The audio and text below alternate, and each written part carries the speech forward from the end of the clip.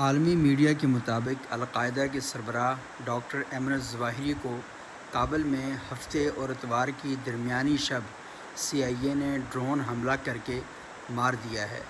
اس خبر کی باقاعدہ اطلاعات سامنے نہیں آئیں، تاہم یہ بتایا جا رہا ہے کہ امریکہ کے صدر جو بائیڈن اب سے تھوڑی دیر بعد پریس کانفرنس میں اس خبر کو اوپن کریں گے۔ ڈاکٹر ایمن الظواہری یمن سے تعلق رکھتے تھے اور اسامہ بن لادن کی 2011 میں 1 اور 2 مئی کی درمیانی رات جب ان کی ہلاکت ہوئی تو اس کے بعد انہیں القاعدہ کا سربراہ بنایا گیا تھا۔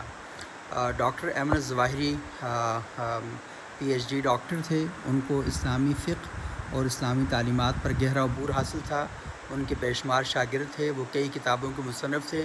پاکستانی آئین کے خلاف بھی انہوں نے ایک کتاب لکھی تھی۔